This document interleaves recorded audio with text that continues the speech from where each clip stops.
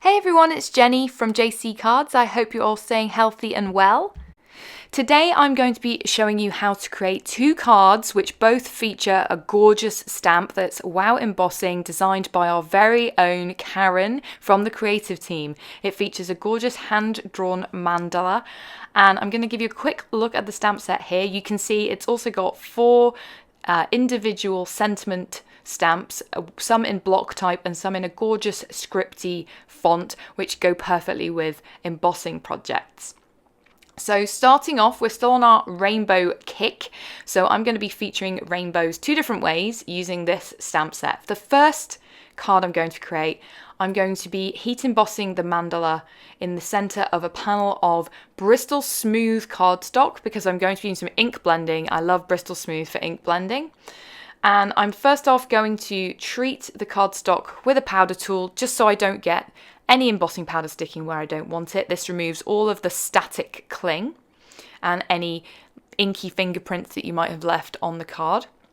And then I'm using my MISTI, I'm going to ink it up in wow embossing ink, stamp it down, and then I did repeat that one more time just off camera just to make sure I got a good clear impression.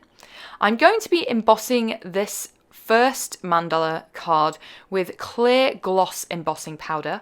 This is a clear and shiny embossing powder. There's also a clear matte. You could also use white embossing powder for this first card.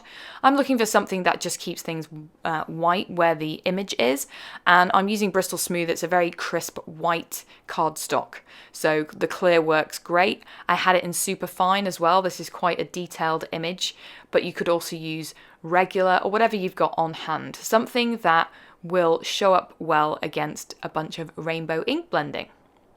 Now I heat embossed it the first time and I felt like because I was using superfine, I wanted to get a bit more dimension. So I placed the cardstock with the first heat embossed mandala back in my MISTI, re-inked up my stamp, and then reheat embossed again. And that just adds a little bit more dimension as you build up those layers of embossing powder. I actually did this 3 times, and I'm showing you a close-up here. For some reason I couldn't get my camera to quite focus, but you'll see there's quite a bit of dimension there. You can get a similar effect by using a chunkier powder, maybe ultra high. However, you'll lose some of the detail when you use a thicker powder. So I like to do it this way instead. I'm then going to be using distress inks, and I've sped this up quite a lot. I'm using them with my blending brushes from Tailored Expressions, just because they're so pretty. And I'm using an array of distress inks in the rainbow colours. I'm using Candied Apple, Carved Pumpkin, Squeezed Lemonade, Twisted Citron, Salty Ocean, Wilted Violet, and Picked Raspberry. So the pink goes at the bottom. And whilst I have sped this up just because it's not really an ink blending tutorial, just a couple of quick tips. Use a post-it note to protect the cardstock once you've done a bit of ink blending from your fingertips. And also go back and forth between the two colours just to get a nice blend as you go down the cardstock. Now I'm going to add some splatters of water and lay it over a paper towel just to lift up that ink once it's had 10 or 20 seconds to sit there. You can do this with all sorts of inks, but really distress inks do this the best. I'm also going to use my paper towel just to wipe off some of that excess ink that is sitting on top of that embossing powder. You'll see that the embossed image has resisted the ink, and you can see that mandala stamp perfectly once I wipe off what's sitting on top. And you can't really have a rainbow ink blended card without a bit of sparkle. So I'm going in with some shimmer spritz. This is in Sparkle, it's by Sukineko. And I've just shaken it up, and then I'm spattering on some drops. Not too much, because it is quite strong. And leave that to dry. And you can get a close-up look here. You can see that gorgeous dimension because of the 3 layers of embossing powder I've done.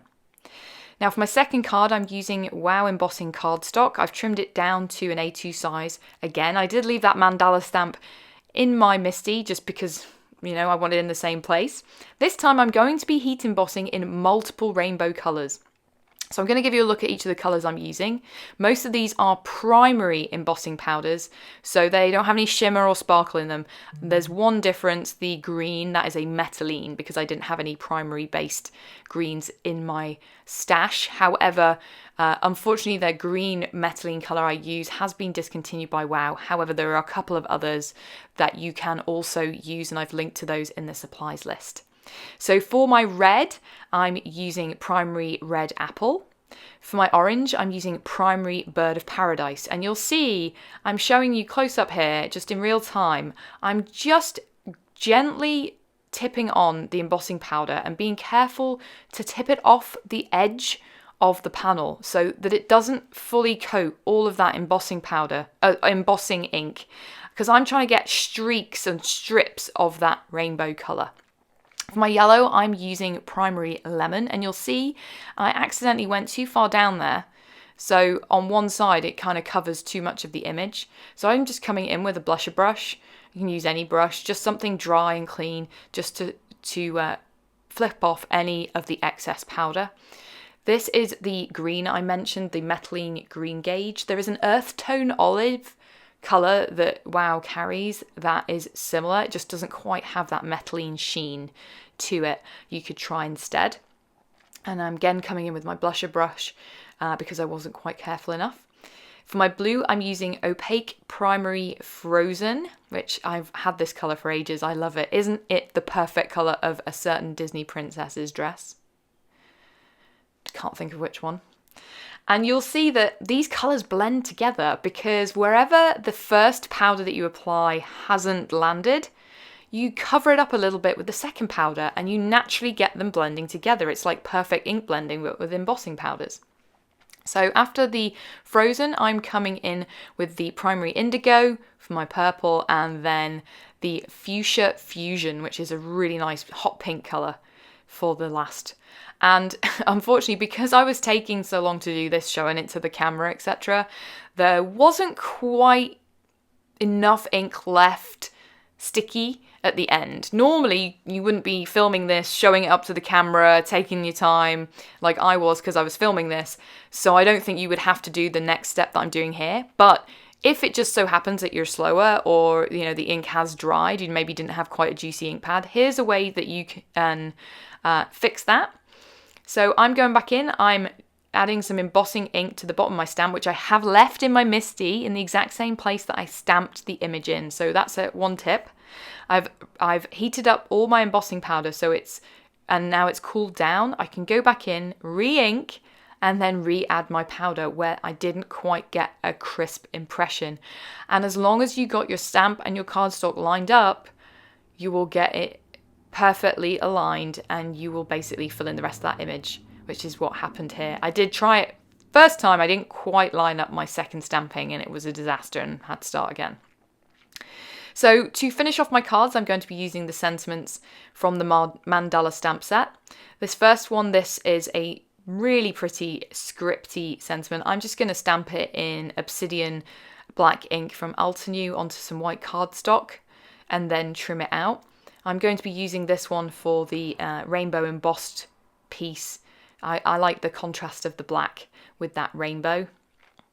And I have popped up both of my panels onto a white card base, £110 Neenah Solar White card base, using craft foam, just because it adds dimension. It also flattens out any little amount of warping that you might have from the heat embossing.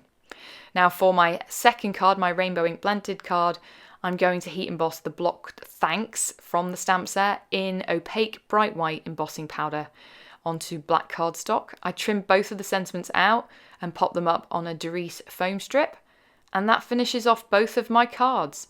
I did go back in and add some crystals to that rainbow one. You can see in the close-up here where I added them just for a bit of extra sparkle.